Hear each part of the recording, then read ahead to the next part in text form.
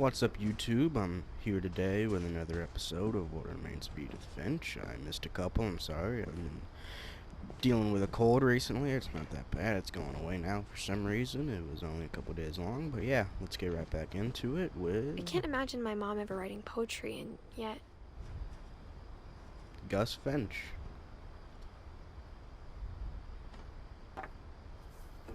A poem for Gus, who always said the wedding was a bad idea. Our father never hit us kids, at least not very hard, before the day my brother said with teenage disregard that he'd be dead before he'd see a wedding in our yard.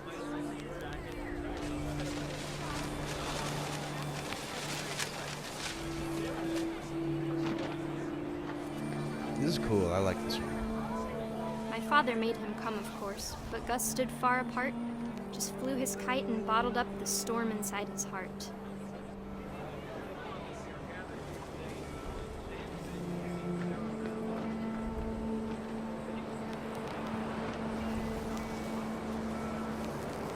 I tried to talk him out of it, but though he'd never met her, we don't need a stepmom, were the words that I now pronounce you husband and wife. You may kiss the bride.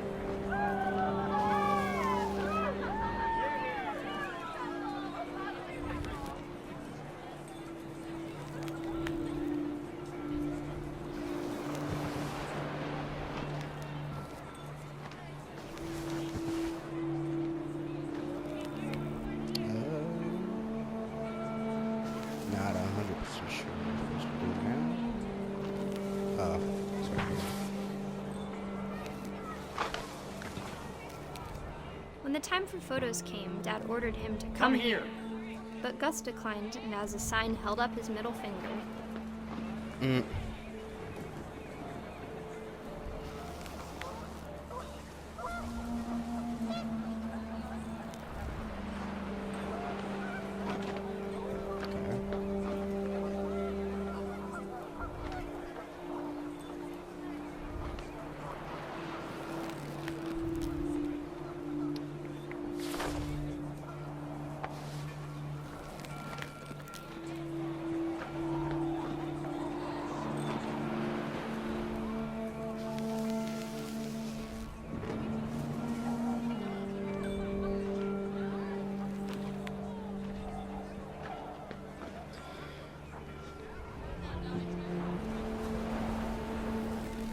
The wind picked up, and panicked geese appeared and quickly went.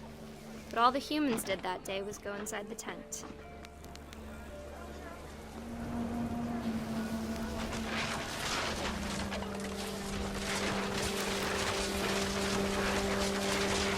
The rain came down in buckets then, but no one seemed afraid that nature might destroy the tent our dad had crudely made.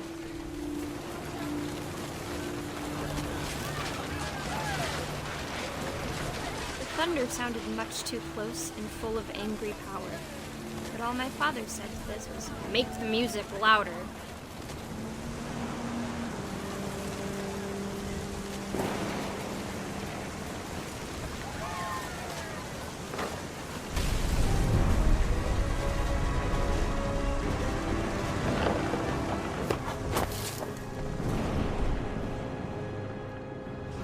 I wish that I could truly say I thought about you on that day. Out there on the beach alone, just you, the wind, the sea, and foam. But I didn't, until we found you.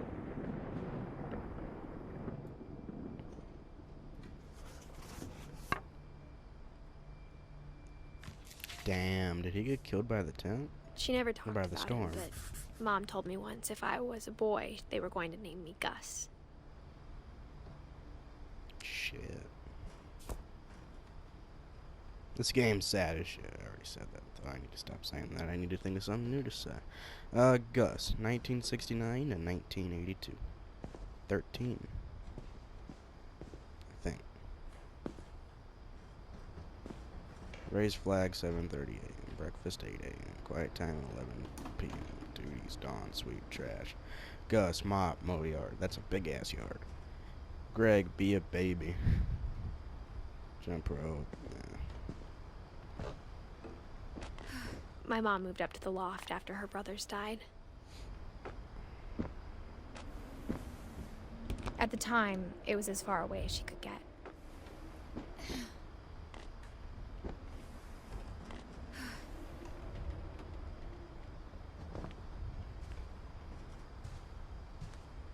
She spent a summer building houses in Calcutta, where she met my dad, Sanjay.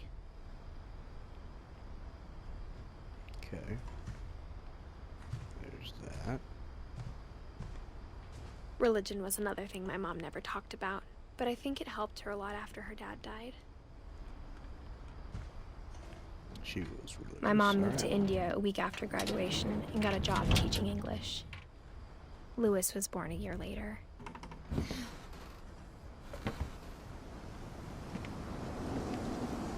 When my dad died, I don't think Mom knew where else to go.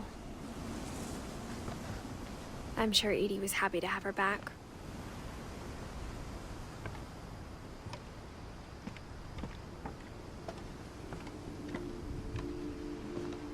The house had to get a little bigger, but Edie was used to that.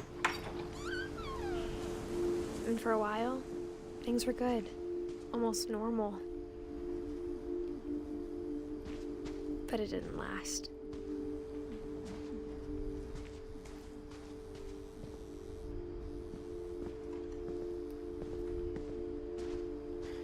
They were homeschooled. It's weird.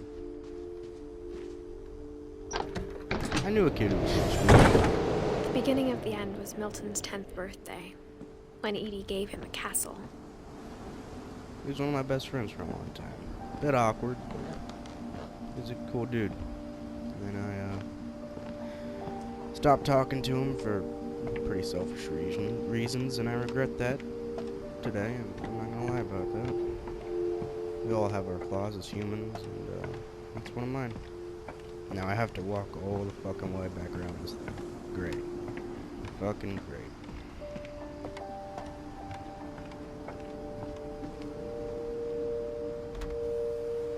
After Milton disappeared, the only thing he left behind was a room full of paintings. Now back out. There you go.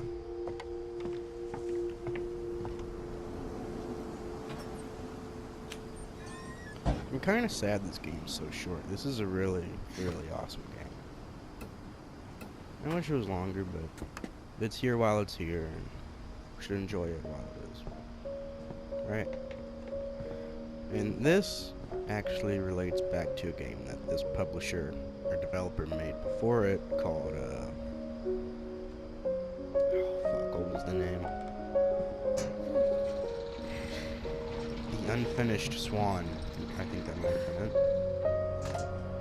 Something like that. It was a game where you went around throwing painted stuff, and it revealed stuff in the open room. It was actually pretty cool. And it was basically like a story that he made before he... It ties back into this game, obviously. It was like a story that he made before he disappeared. Okay. Milton Finch in The Magic Paintbrush.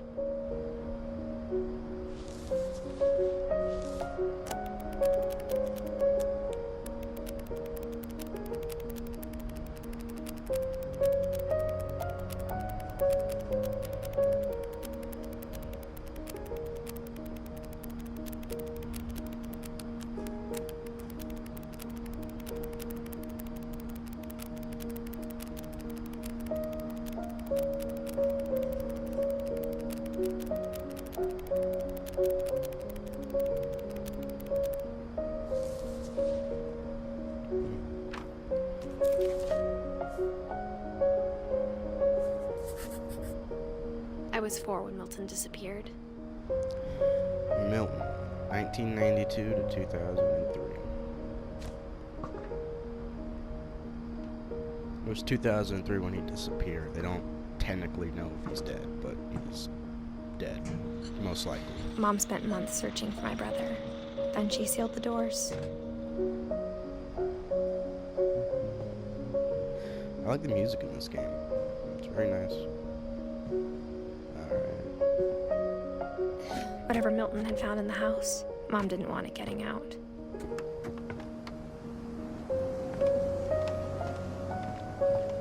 Gotta get up there. see this before. Mom definitely blamed Edie, but I think Lewis blamed himself.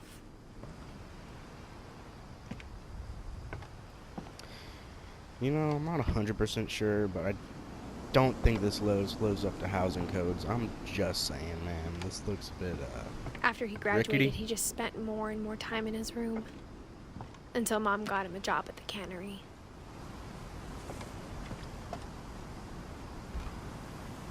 Everyone always told me to stay out of Lewis's room. Except Lewis.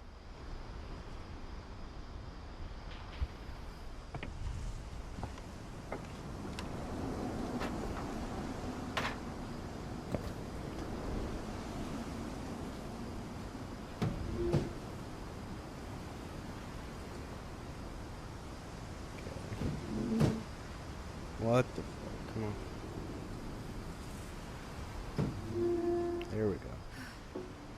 That was weird, sorry.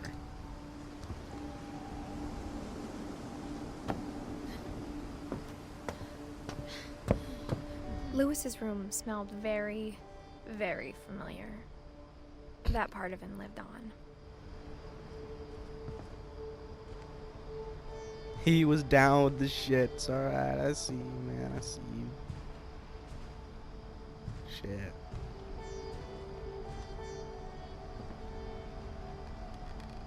He has the same fucking handpipe twice. Lewis and I spent a lot of time playing games together, but he was surprisingly bad at them. He died a lot.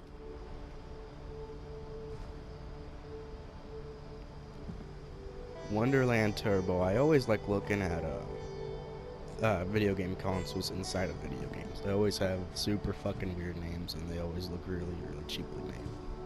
It's funny. I'm trying to read what that said. Never mind. Let's just get on with it. Yeah. This one's really sad.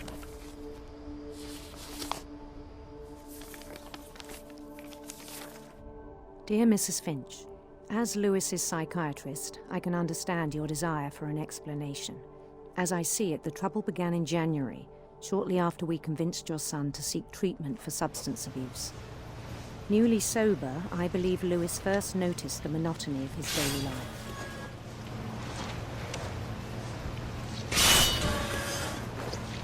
He kept working at the cannery, but he withdrew part of himself. In our sessions, I saw the same behavior. His mind began to wander. I asked him to describe it. He said he started small, imagining a labyrinth.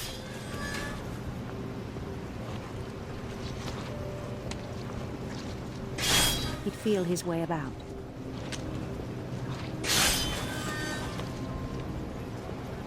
Then something moved. Bats. And toads.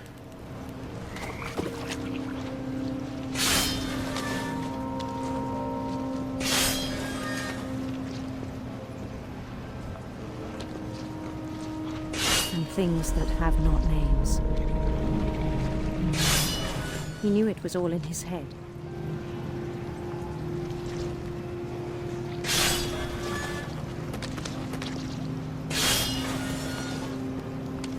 But he took it very seriously. I had hoped he'd find himself.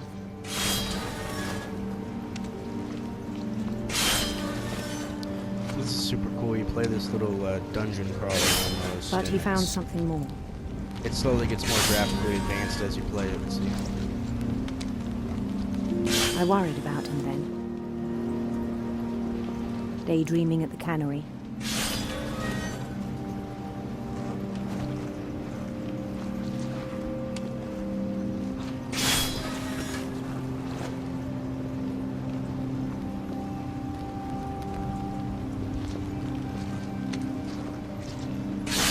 Oh, okay, I'm retarded. Never mind. I spoke with his boss. But he said Lewis had become a model employee. Methodical, tireless, focused. This seems like an easy Like a job, whole but new Lewis. I feel like I would cut my hand off within the first month. So I let him go on.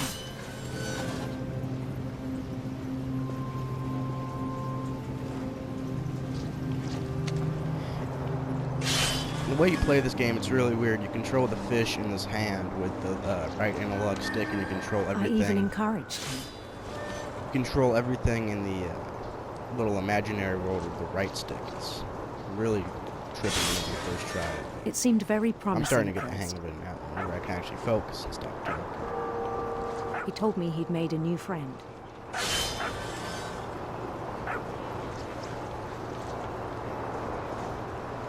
On the edge of a city he named Louis Topia.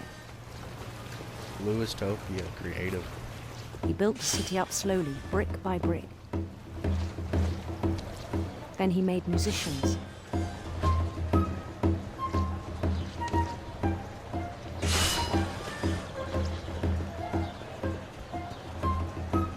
And songs for them to play.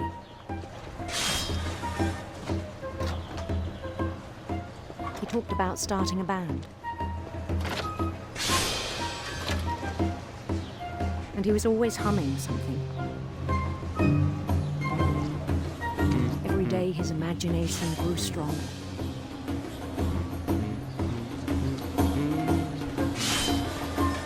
He no longer spoke at the cannery.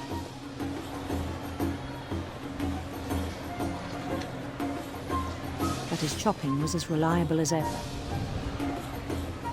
Then one day it struck him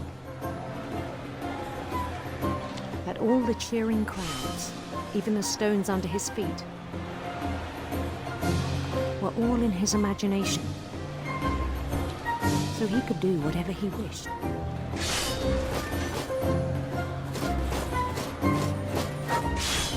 He held an election for mayor. And he won. They begged him to stay, but his mind was already wandering. It became a game for him.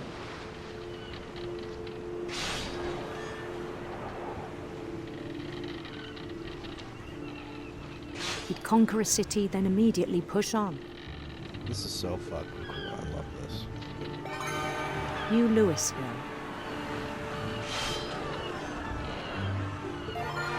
St. Louis. Yeah, that's where I live. He started drifting away from our reality.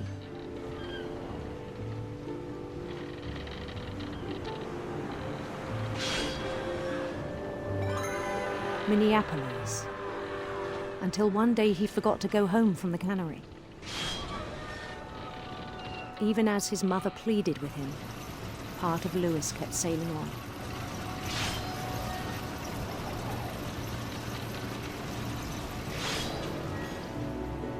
Oh, that's fucking sad.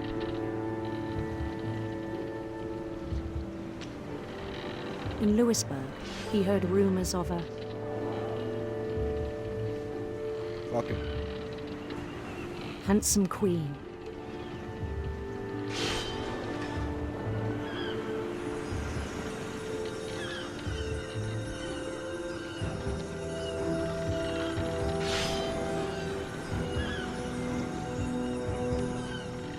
The queen was on her own quest for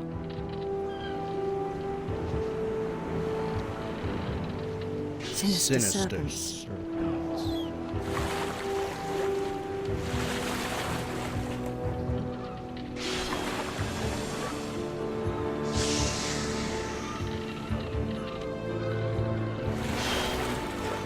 He followed the sound of her Silver harp. Silver. silver harp.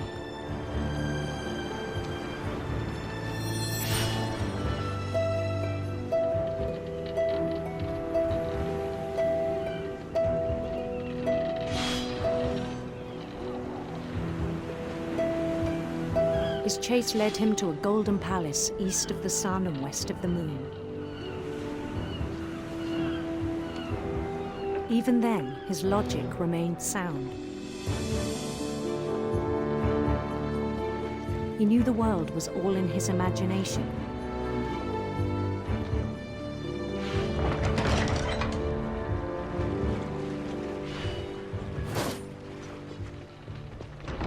he was so proud of having created it.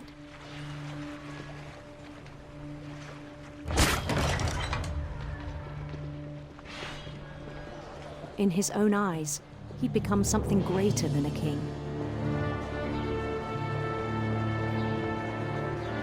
God.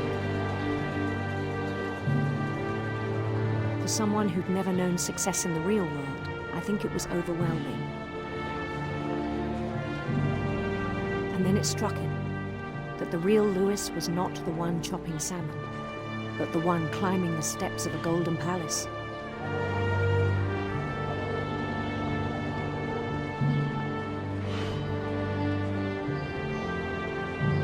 My imagination is as real as my body, he told me. It was hard to argue with him.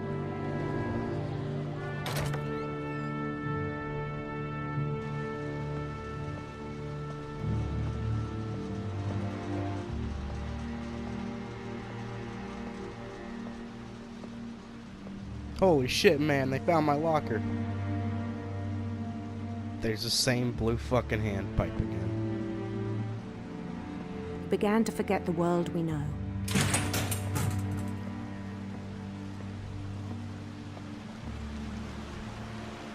I think it pained him to remember Lewis, the cannery worker.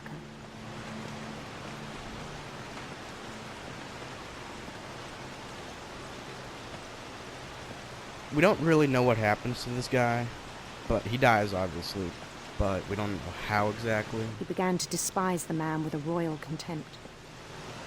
I think that he was so zoned out whenever he was doing this that he accidentally cut his hand off in that, and he bled out, basically. That's my working theory on it. I might be wrong. Who knows? I still probably thought I could save him. And it was meant to be ambiguous. Even so after he said he was being crowned king over all the lands of wonder. The palace would be packed with his companions.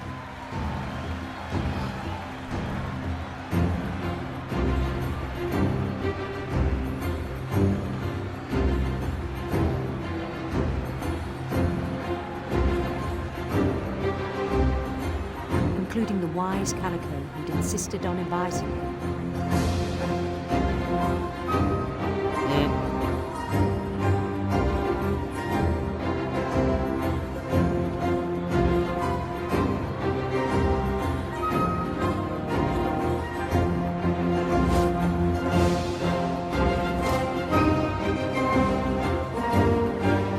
His queen waited, holding his crown.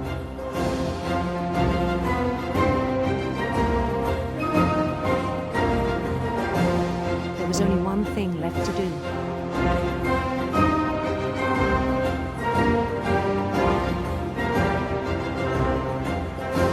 Bend down his head.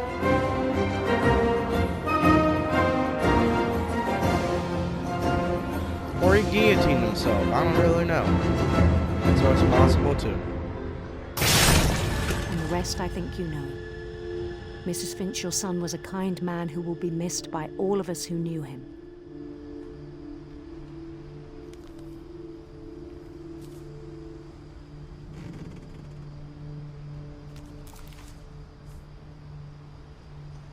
My brother was really cool.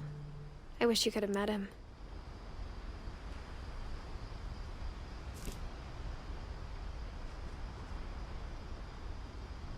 Another fucking blue handpipe. Jesus Christ. Alright. Yeah, I forgot about the part where he put his head in the guillotine. That might have been what happened. Very well could have been. On the way back from Lewis's funeral, my mom told me to start packing. She waited until the day before we left to tell Edie. I'm not Kind of a sure if she dick wanted to move. make it easier or harder. Just saying. I wish we'd stayed. But I understand why we left.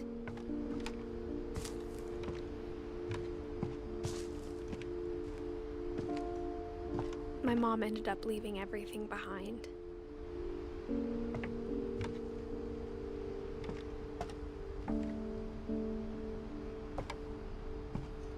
What happened that night had been coming for a long time. Jesus Christ, this is like a Maybe you 30-minute should have walk. come sooner. It's like a 30-minute walk just to go and get fucking dinner. What the hell, man? Oh, this is gonna be her room. But it had to end one way or another. Yeah. All that's left now is to tell you about that last night. Oh shit.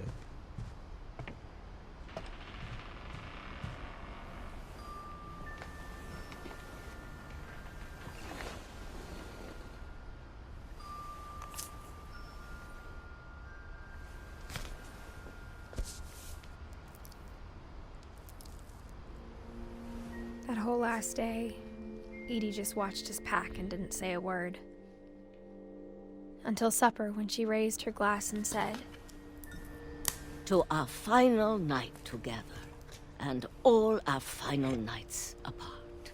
Grandma, you know what I said about alcohol. Some of your medications are very Edith, specific. I left a present for you in the hallway. Why don't you go open it? The grown-ups have to argue now. I'm sorry, you're right. We're all leaving tomorrow. Let's just enjoy our last... I'm not leaving. Edith, you're excused.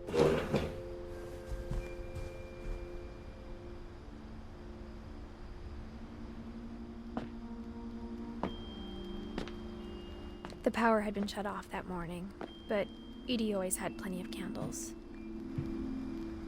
When my mom sealed the library, I don't think she knew about the other entrance. Or that Edie had a key to it.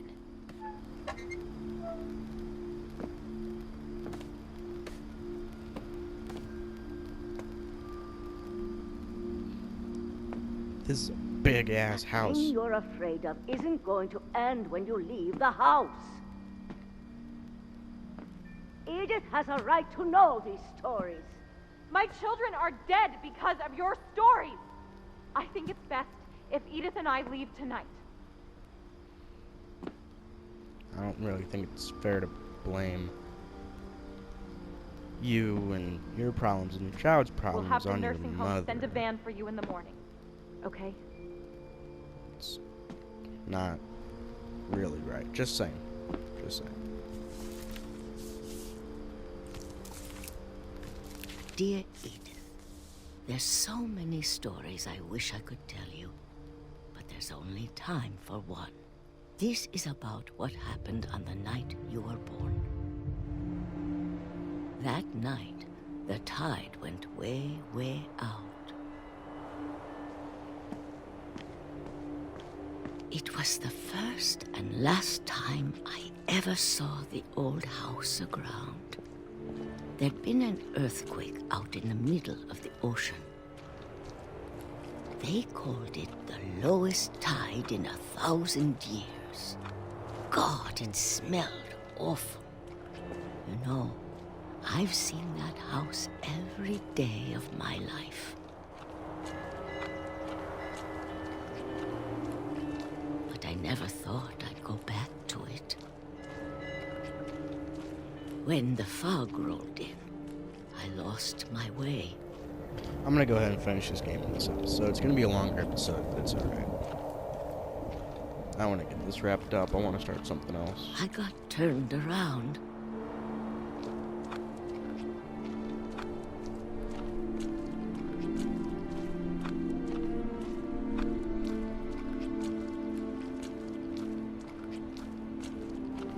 For a while, I wandered.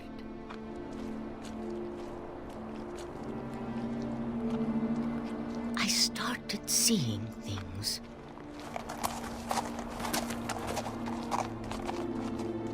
That is definitely a thing. Things I'd forgotten had ever existed.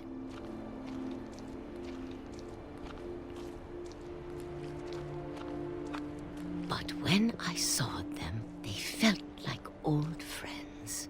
That night, a lot of things came back to me. Or maybe I came back to them. The fact this gate hasn't decomposed is some bullshit, but okay. Things maybe I not. can't explain, but that I need you to try and... Edith, what are you doing in here? It's mine. Edith! Mom, you're gonna rip it! Let go! I kicked and screamed, but Mom dragged me to the car. I never saw Great-Grandma Edie again. The next morning, the van came to pick her up, but she was already gone. After that, we moved around a lot.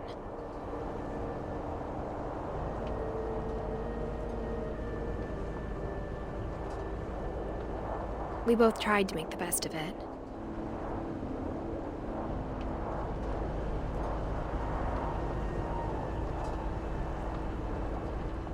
A few years went by.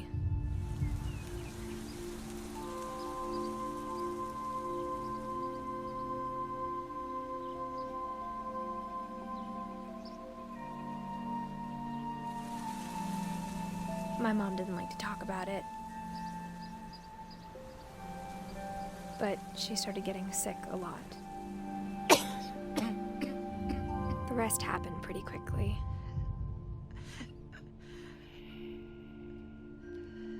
She got better for a while, and then she didn't.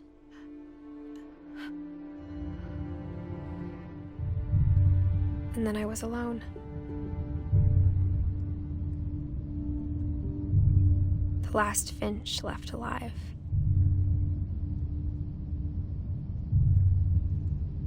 Until I found out about you.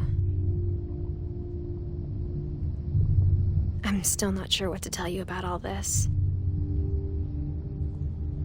If we lived forever, maybe we'd have time to understand things. But as it is, I think the best we can do is try to open our eyes. And appreciate how strange and brief all of this is.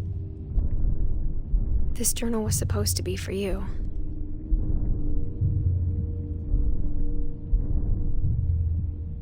But now I hope you'll never see it. I just want to meet you. Ooh. And tell you all these stories myself. Yeah, about that. But I guess if you're reading this now, things didn't work out that way.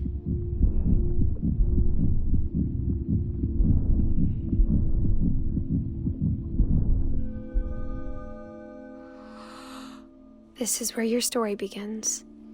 I'm sorry I won't be there to see it. It's a lot to ask, but I don't want you to be sad that I'm gone. I want you to be amazed that any of us ever had a chance to be here at all. Good luck.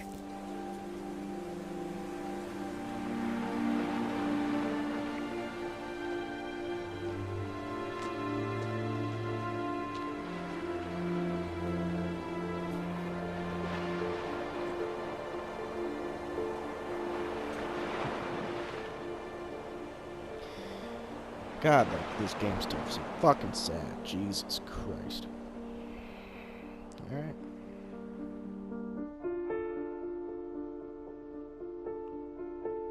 That's it. This is just credits, I think.